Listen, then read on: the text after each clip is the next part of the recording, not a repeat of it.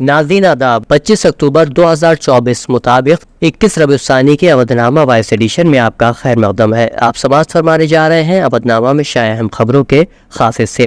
اتر پردیش کے وزیر اعلیٰ یوگی آدتیہ ناتھ نے لوک بھون میں مشن روزگار کے تحت نو منتخب 1526 گرام پنچایت افسران، 307 village development officer social welfare اور 64 سپروائزر سماجی بہبود کے تقرری نامے کی تقسیم کے پروگرام میں اپنے خیالات کا اظہار کرتے ہوئے کہا کہ منصفانہ اور شفاف بھرتی کا عمل ریاستی حکومت کی طرف سے پچھلے 7.5 سالوں میں ریاست کی مجموعی ترقی کے لیے تیار کیے گئے فریم ورک کا ایک بہت اہم حصہ ہے۔ قابل اور قابل نوجوانوں کے انتخاب کی عدم موجودگی میں حکومتی اسکیموں کو زمینی سطح پر نافذ کرنا ممکن نہیں ہے، کیونکہ نااہل امیدواروں کے انتخاب سے کام کا نظام ہی مفلوج ہو جاتا ہے۔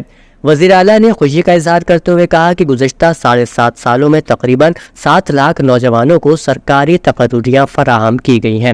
ریاست میں سیکیورٹی کے بہتر ماحول کی وجہ سے پرائیویٹ سیکٹر میں لاکھوں نوجوانوں کے لیے روزگار کے مواقع بھی بڑھے ہیں۔ سپریم کورٹ نے جمعرات کو کہا کہ آدھار کارڈ تاریخ پیدائش کا سرکاری ثبوت نہیں ہے۔ بینچ نے سروج اور دیگر کی پنجاب اور ہریانہ ہائی کورٹ کے اس فیصلے کے خلاف اپیل تسلیم کر لی، جس میں آدھار کارڈ میں درج تاریخ پیدائش کی بنیاد پر سڑک حادثے میں موت کے لیے انہیں دیے جانے والے معاوضے کو کم کر دیا گیا تھا۔ سپریم کورٹ نے موٹر ایکسیڈنٹ کلیمز ٹریبیونل کے اسکول چھوڑنے کے سرٹیفکیٹ کی بنیاد پر متوفہ کی عمر طے کرنے کے حکم کو برقرار رکھا۔ بینچ نے unique identification authority of India یعنی UIDAI کے جاری کردہ سرکولر کا حوالہ دیا۔ اس کے ساتھ ایک قانون شک کا بھی ذکر کیا گیا، جس میں اسکول چھوڑنے کے سرٹیفکیٹ کو تاریخ پیدائش کا درست ثبوت قرار دیا گیا ہے۔ سپریم کورٹ نے یوپی، راجستھان اور اتراکھنڈ میں بلڈوزر کی کارروائی کے خلاف عرضی پر سماعت کرنے سے انکار کر دیا۔ سپریم کورٹ نے کہا کہ وہ کسی تیسرے فریق کی درخواست میں مداخلت نہیں کرے گی۔ کوئی متاثرہ فریق آئے گا تو ہم دیکھیں گے اور ان کا خیال رکھیں گے۔ دراصل national federation of Indian women نے یوپی، راجستھان اور اتراکھنڈ کے حکام کی طرف سے بلڈوزر کی کارروائی کے خلاف سپریم کورٹ میں توہین کی درخواست دائر کی تھی۔ اس کیس کی سماعت جسٹس BR گوئی، جسٹس PK مشرا اور جسٹس KB وشوناتھن کے بینچ نے کی۔ ولادیمیر پوتین کے حکمرانی والے روس کے شہر قازان میں ہونے والے برکس کے اجلاس میں میزبان صدر پوتین نے شرکاء سے مخاطب ہو کر کہا کہ اب اسلامی جمہوریہ ایران برکس کا مکمل درجہ کا حامل رکن ہے۔ یہ اپنے آپ میں ایران اور نئے صدر مسعود پزشکیان کے لیے فخریہ موقع ہے۔ متھرا میں جاری شاہی عیدگاہ مسجد شری کرشن بھومی تنازع میں مسلم فریق کو جھٹکا لگا ہے۔ الہ آباد ہائی کورٹ نے بدھ کو شاہی عیدگاہ کمیٹی کی درخواست کو مسترد کر دیا، جس میں 15 کیسز کو ایک ساتھ سننے کے فیصلے پر اعتراض کیا گیا تھا۔ عدالت نے قرار دیا کہ تمام کیسز ایک ہی مسئلے سے متعلق ہے، اس لیے ان کی مشترکہ سماعت مناسب ہے۔ شاہی عیدگاہ کمیٹی کے سیکریٹری تنویر احمد نے فیصلے پر رد عمل دیتے ہوئے کہا کہ انہیں ابھی تک عدالت کا حکم موصول نہیں ہوا ہے، لیکن جیسے ہی حکم کی نقل حاصل ہوگی وہ سپریم کورٹ میں اپیل کریں گے۔ اتر پردیش کی 9 سیٹوں پر ہونے والے اسمبلی ضمنی انتخاب کو لے کر ریاست نشیب و فراز سے گزر رہی ہے۔ دریں اثنا سماجوادی پارٹی کے سربراہ اکھلیش یادو نے گزشتہ شب یہ اعلان کیا کہ انڈیا اتحاد کے مشترکہ امیدوار تمام 9 سیٹوں پر سماجوادی پارٹی کے نشان سائیکل سے اپنا الیکشن لڑیں گے۔ اس درمیان اب ایک بڑی خبر سامنے آئی ہے۔ ذرائع کی مانیں تو کانگریس یوپی ضمنی انتخابات کے لیے کسی بھی سیٹ پر اپنا کوئی امیدوار کھڑا نہیں کرے گی۔ اگر کانگریس یوپی ضمنی انتخاب میں اپنے امیدوار کو اتارتی، یہ امیدوار کانگریس کے انتخابی نشان ہاتھ کے نشان پر الیکشن لڑتے۔ کانگریس تمام سیٹیں سماجوادی پارٹی کے لیے چھوڑ رہی ہے۔ 1 سال کے طویل عرصے کے بعد آخرکار ملک کے معروف باوقار تعلیمی ادارے جامعہ ملیہ اسلامیہ کو نیا وائس چانسلر مل گیا ہے۔ مرکزی حکومت نے جواہر لال نہرو یونیورسٹی کے اسکول آف لینگویجز کے پروفیسر آصف مظہر کا اس عہدے پر تقرر کیا ہے۔ ان کی تقرری 5 سال کے لیے کی گئی ہے۔ مرکزی حکومت نے جمعرات کو ایک نوٹیفیکیشن جاری کرتے ہوئے اعلان کیا کہ صدر جمہوریہ ہند دروپدی مرمو نے جسٹس سنجیو کھنہ کو سپریم کورٹ کا اگلا چیف جسٹس مقرر کیا ہے۔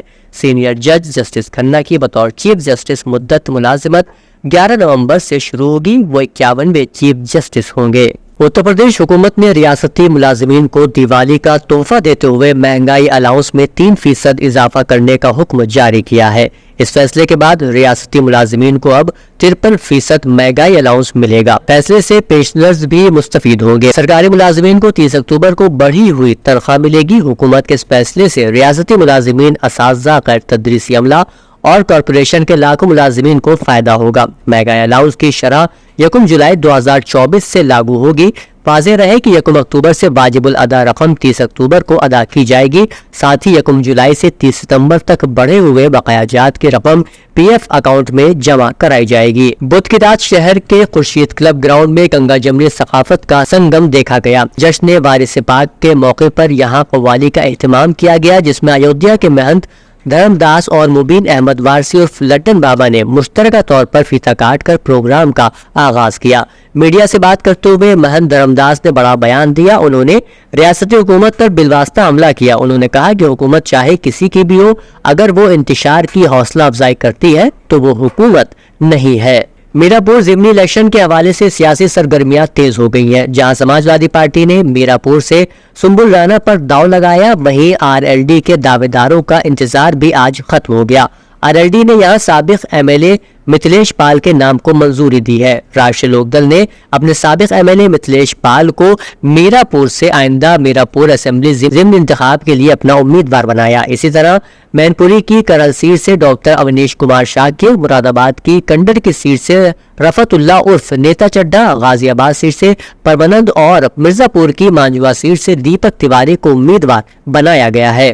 1857 کے انقلاب کے عظیم رہنما بہادر شاہ ظفر کے 250ویں یوم پیدائش کے موقع پر آج ریاستی کانگریس ہیڈ کوارٹر میں سابق وزیر گری راج بہادر کی صدارت میں ایک سیمینار کا انعقاد کیا گیا۔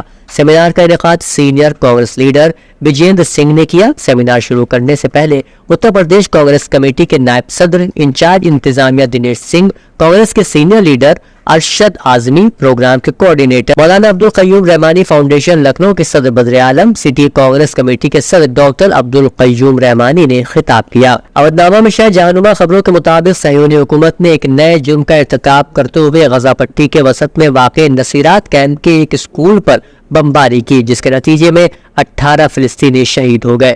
فلسطین کی خبر رساں ایجنسی سما کے حوالے سے ایرنا کی رپورٹ کے مطابق آج صہیونی حکومت کے جنگی طیاروں نے غزہ پٹی کے مرکز میں واقع نصیرات کیمپ کے الشہداء اسکول پر بمباری کی ہے۔ اسکول پر کیے جانے والے اس حملے میں جہاں متعدد فلسطینی پناہ گزینوں نے پناہ لے رکھی تھی، کم از کم 18 افراد شہید اور 42 زخمی ہو گئے۔ ادھر میڈیکل ذرائع کا کہنا ہے کہ آج صبح سے غزہ پٹی کے مختلف علاقوں پر صہیونی حکومت کے حملوں میں اب تک 29 افراد شہید ہو چکے ہیں۔ پیرس میں منعقدہ لبنان میں عوامی اور خود مختار کی حمایت کانفرنس سے خطاب کرتے ہوئے صدر ایمانوئل میکرون نے لبنان میں جلد از جلد جنگ بندی کے مطالبے کی تجدید کی۔ انہوں نے کہا کہ یہ بات یقینی ہے کہ آج کے اجلاس کا مقصد لبنان کو اس کی آزمائش سے نکلنے کے لیے مدد فراہم کرنا ہے۔ کانفرنس نے افتتاحی خطاب میں میکرون نے اسرائیل پر زور دیا کہ وہ لبنان کے مختلف علاقوں پر حملے بند کرے۔ انہوں نے قرارداد 1701 کو نافذ کرنے اور اس کی بنیاد پر جنگ بندی کا عمل آگے بڑھانے کی ضرورت پر بھی زور دیا۔ عالمی خبر رساں ادارے کے مطابق قازان میں منعقد کردہ برکس کے سربراہی اجلاس میں روسی صدر پوتین نے کہا کہ جب تک فلسطینیوں کے ساتھ برسوں سے جاری ناانصافی ختم نہیں کی جاتی تب تک مشرق وسطیٰ میں امن قائم نہیں ہو سکتا۔ روسی صدر نے اسرائیل کا نام لیے بغیر کہا کہ منصفانہ عالمی نظام کو دنیا کی ان طاقتوں کی طرف سے روکا جا رہا ہے جو ہر چیز پر قبضے کی منطق کے ساتھ سوچنے اور عمل کرنے کے عادی ہو چکے ہیں۔ صدر مملکت مسعود پزشکیان نے حزب اللہ لبنان کی ایگزیکٹو کمیٹی کے سربراہ سید ہاشم صفی الدین کی شہادت کی۔ رہبر انقلاب اسلامی لبنان اور فلسطین کے سرفراز عوام اور استقامتی محاذ میں ان کے ساتھیوں کی خدمت میں تعزیت پیش کی۔ ایران کے صدر نے بدھ کی رات جاری ہونے والے تعزیتی پیغام میں لکھا ہے کہ جہاں جہاد اور شہادت کے میدان کی عظیم شخصیت سید ہاشم صفی الدین نے عاشور کی دستگاہ سے استفادہ کرتے ہوئے اپنی پوری زندگی فلسطینی اور لبنانی عوام کے دفاع اور استقامتی محاذ کی تقویت پر صرف کر دی۔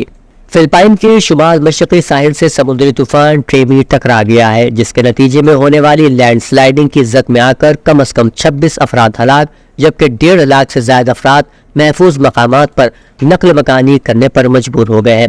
غیر ملکی خبر رساں ایجنسی رائٹرز کی رپورٹ کے مطابق فلپائن کے حکام کا کہنا ہے کہ سمندری طوفان کے باعث لوزون کے مرکزی جزیرے پر موسلا دھار بارشیں ہوئی ہیں جو بڑے پیمانے پر سیلاب اور لینڈ سلائیڈنگ کی وجہ بنی ہے۔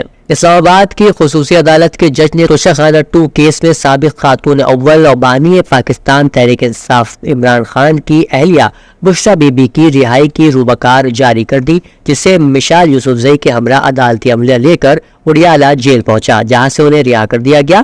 انتظامیہ نے روبکار موصول ہونے کے بعد قانونی کارروائی مکمل کی تھی۔ خبر رساں ادارے AFP نے اپنی رپورٹ میں ایک سرکاری بیان کا حوالہ دیتے ہوئے کہا کہ بنگلہ دیش کی حکومت نے انسداد دہشت گردی ایکٹ کے تحت بنگلہ دیش عوامی لیگ کے طلبہ ونگ بنگلہ دیش چھاتر لیگ پر پابندی عائد کر دی ہے۔